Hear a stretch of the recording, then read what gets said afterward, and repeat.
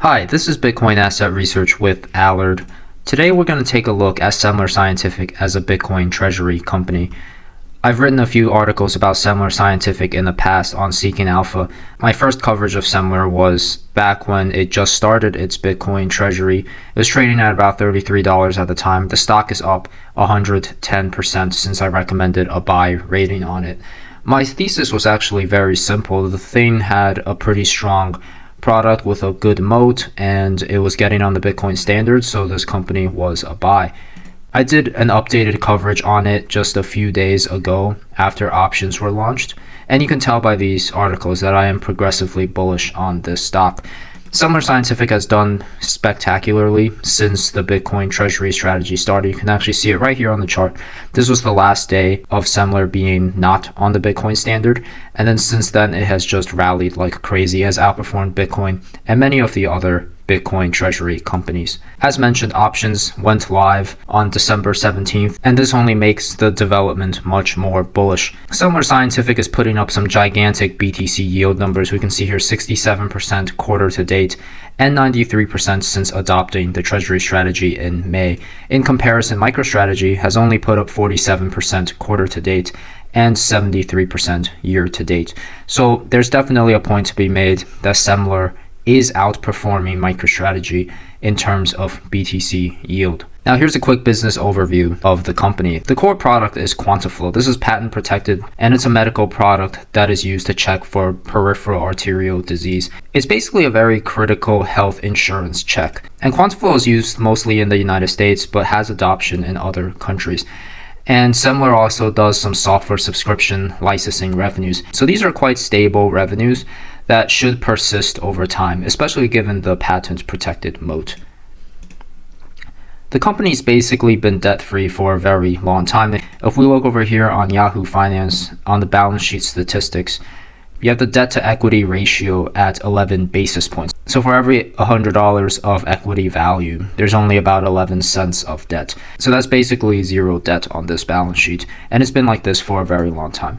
The company also has strong and consistent cash flows, but the business wasn't really growing, and it had a lot of retained earnings in cash and cash equivalents. And this was basically the big pile of cash that went into Bitcoin earlier this year, back in May.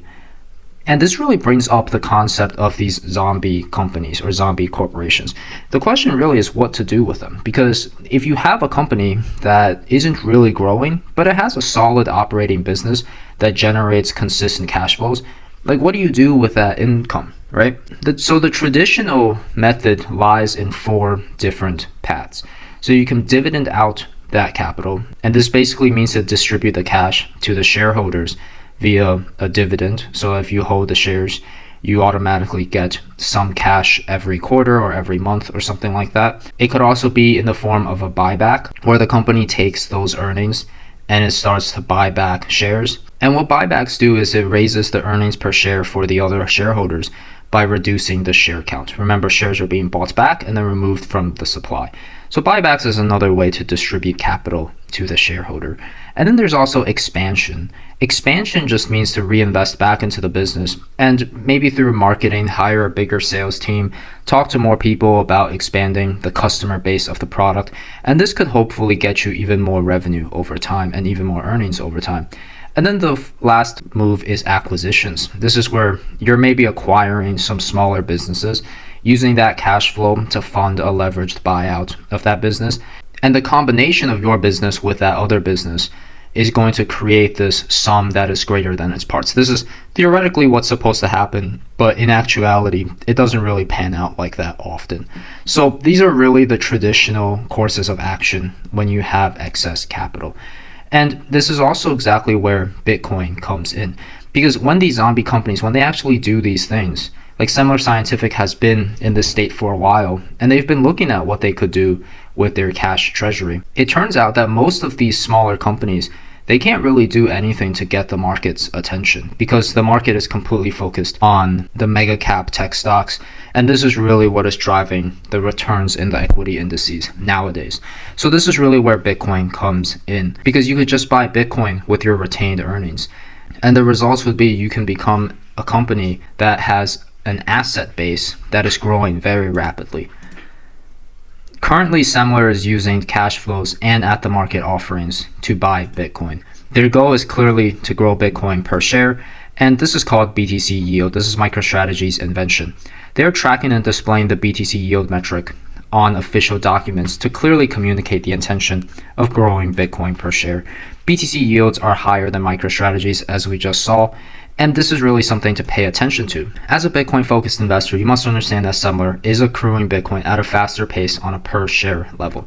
So if we go back to here, MicroStrategy's BTC yield, 47% quarter to date, and Semler Scientific is 67% quarter to date. This is the most recent figures. And BTC yield is really just the growth of how much Bitcoin you have on a per share basis. So maybe you had 0.1 Bitcoin per share at the beginning of the quarter, and then if you, at the end of the quarter you have 0.16 Bitcoin per share, then you would have had a 60% quarter to date growth of Bitcoin per share, right? So it's not really about how big the company's treasury has grown, but it's really how much on a per share level. And per share matters a lot because a lot of the times these companies are using what's called at the market offerings in order to buy Bitcoin. Now, if you're learning something so far, I just ask you to like this video, subscribe to the channel, share it with a friend, leave a question or a comment, help me expand the reach of these videos, and help me make these videos better with your feedback. Now, there's a few important components to Semler's higher BTC yield. We're now going to get into the details why it is so much higher. So number one, smaller size means it's easier to grow, and this is just a general rule of thumb in finance and economics.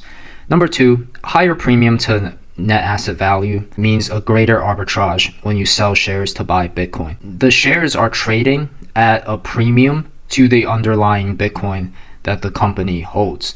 So perhaps the total Bitcoin in the treasury is worth $200 million and the company's market cap is $400 million. So in this case, the shares trade at a 2-to-1 premium over its Bitcoin value. So that's what higher premium to NAV, net asset value, means.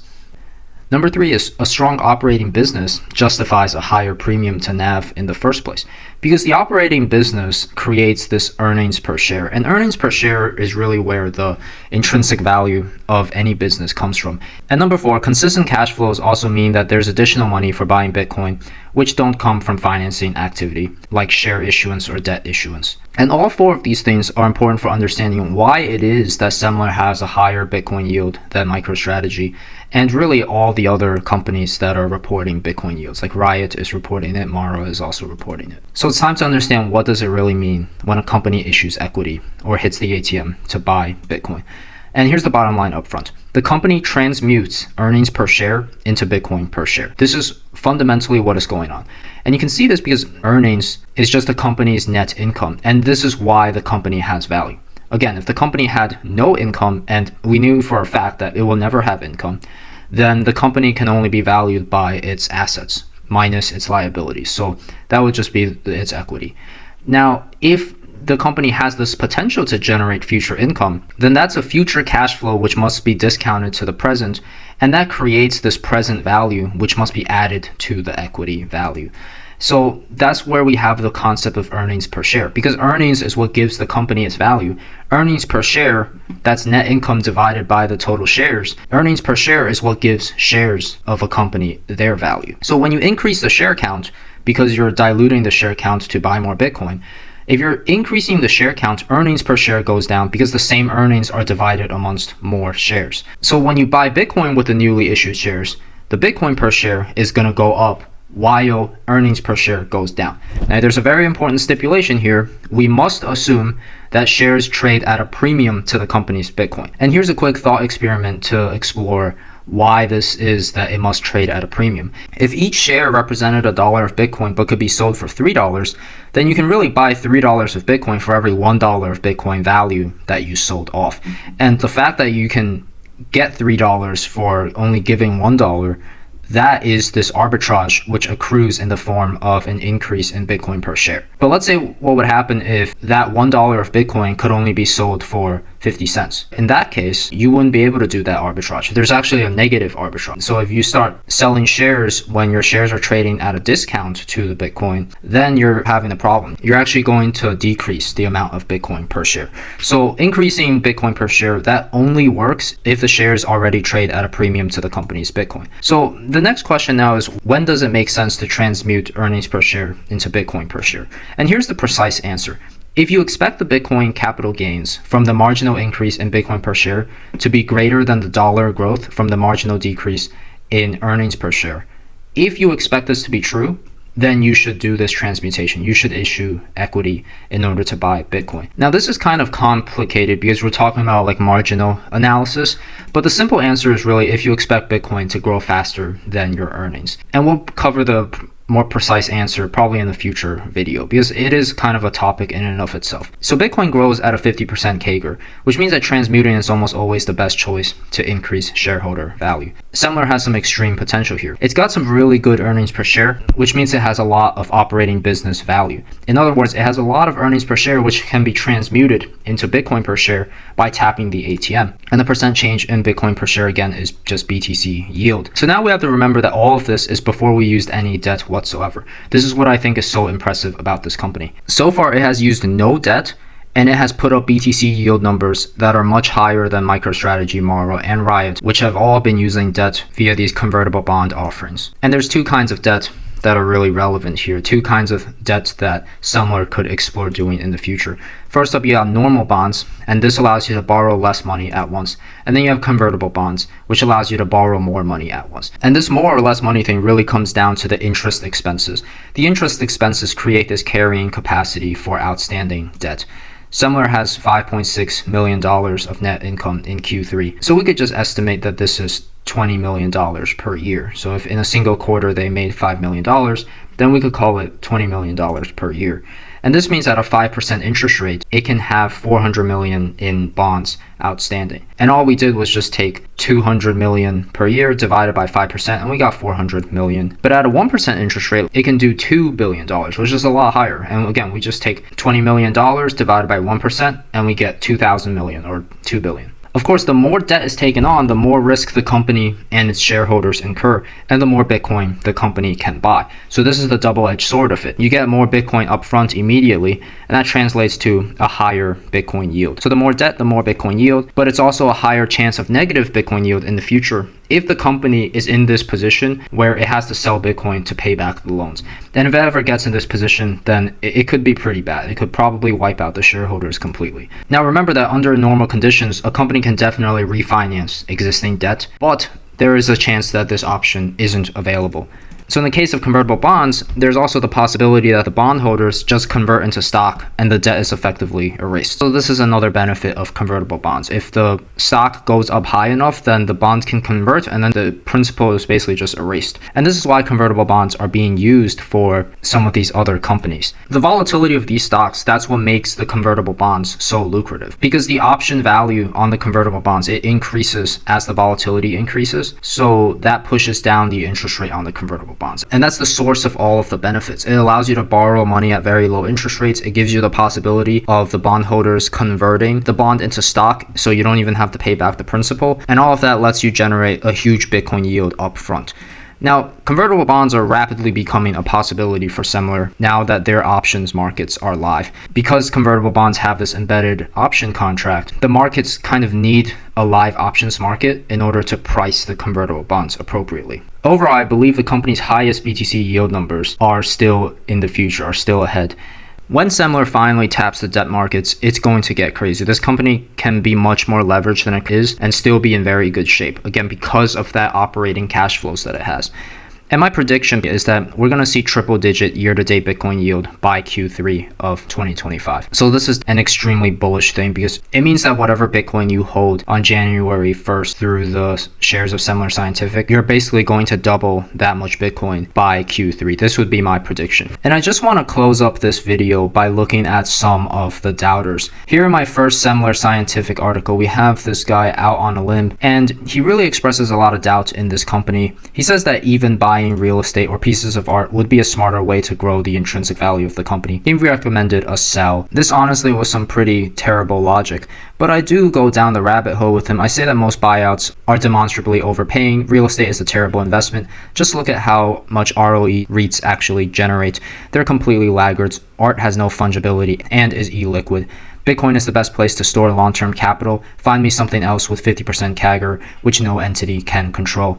And then I mentioned how MicroStrategy beat every stock in the S&P 500 by prioritizing Bitcoin acquisition. Let's revisit this comment in a few years if you haven't deleted it out of embarrassment. He then goes on to reply that Bitcoin is a speculative asset. It is a reflection of market liquidity. This part is actually true.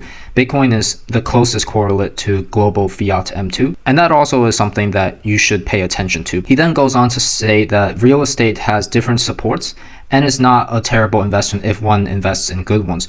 Basically, it looks like he's suggesting that Semler Scientific should totally switch into the real estate business and start devoting a ton of man hours into investing in the good ones. And here are his very intelligent suggestions, data and production related, but there are others. He then goes on to say that art happens to be liquid, more so than private debt, for example, because I said that art was illiquid. At this point, we really have to stick with the facts, and I basically just said, look, I could argue about real estate, but I could also just ask you to look at how well XLRE, which is the Spider Real Estate Index Fund, how well that has done compared to the Mag 7, to Bitcoin, or even the S&P 500.